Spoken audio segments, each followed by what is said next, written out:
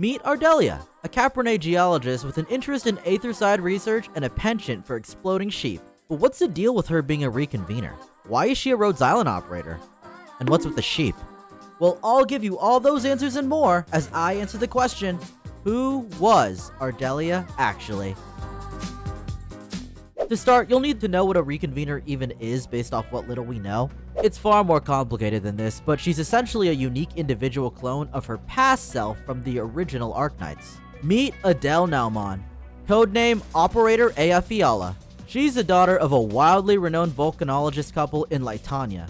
That's a country in Terra based off the historical German empires.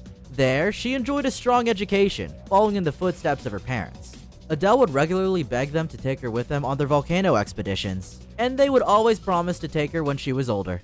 Unfortunately, tragedy struck. When on a geological survey of Mount Una, it erupted, and her parents fell to scorching lava. And when Adele heard the news, she was inconsolable, which is why those around her were surprised when, the day after, she decided to join a volcano expedition.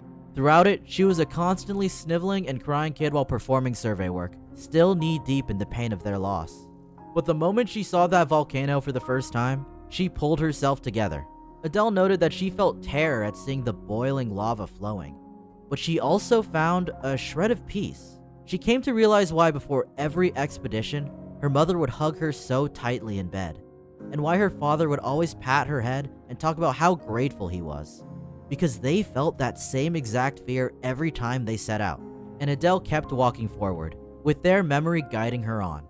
From there, Adele moved on to become a living legend among the most renowned Litanian academies, a child prodigy of volcanology. But life is never so easy.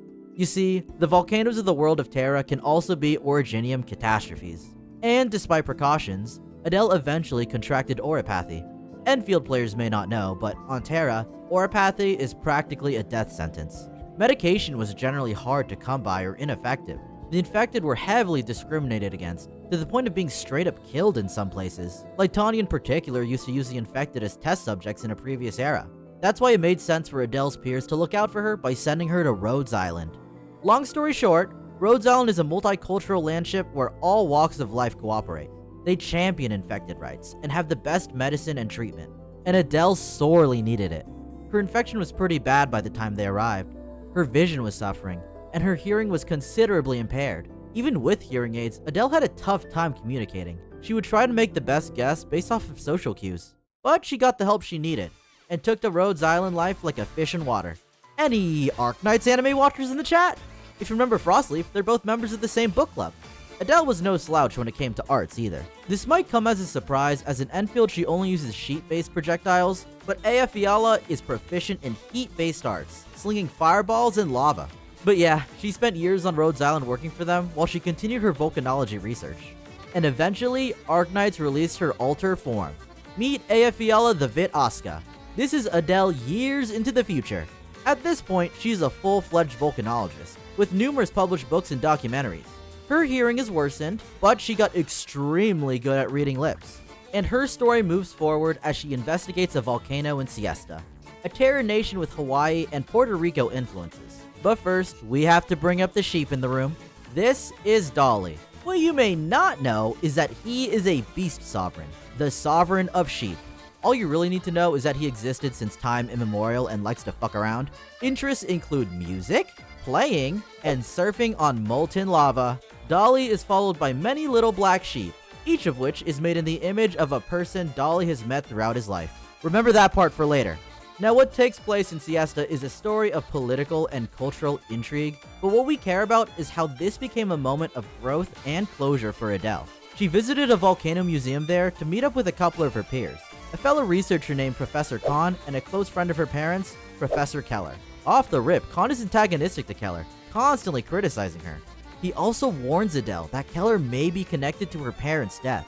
This brings back up all of her buried feelings about her parents, and of course she's distraught. And that's when Dolly appears. He tells her he was familiar with her parents and asks if Adele is happy. When it was obvious she wasn't, Dolly forced her to go on a sort of treasure hunt to cheer her up. What she had to find was pretty nonsensical. She was supposed to look for a north wind, seeds, and fur. As it turned out, those really were treasures. And as she wandered Siesta, she found them one by one. The North Wind is a song that was inspired by Adele's parents.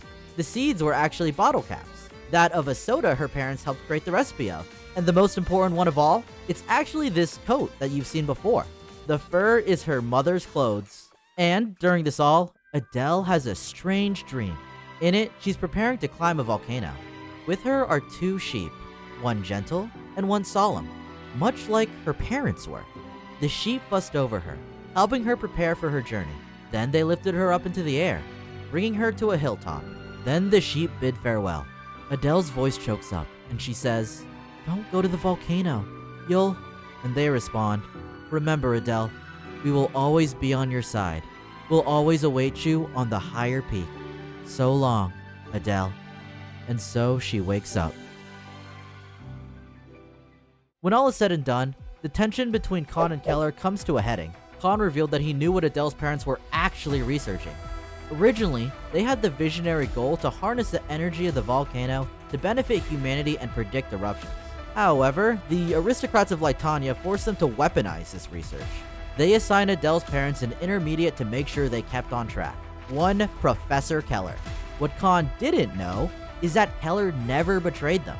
She kept it hidden that Adele's parents refused to go with the weaponization. She held strong up against the aristocrats the whole time, even up to the eruption of Mount Una.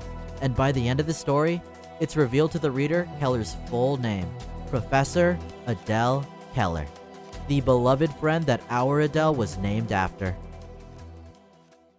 It's a little unclear what happens to Adele in her later years, but given the severity of her infection, it wouldn't be unrealistic to say that she may have died years later, even despite Rhodes Island's treatment. But as for what comes up after, you know the rest. Ardelia wakes up as a Reconvener on Talos 2. She enjoys her newfound vision and hearing, free from oropathy. She helps out Endfield, contributing to geological and aether side research. Dolly is still with her, but it's kind of unclear if that's the same exact Dolly from Terra. Either way, Ardelia lives her life, and the rest is up to the future. And thanks for watching. If there are any other Reconveners you want to know about, let me know in the comments below. There's only like 5 of them so far, so not many choices there. But yeah, I'll see y'all next time.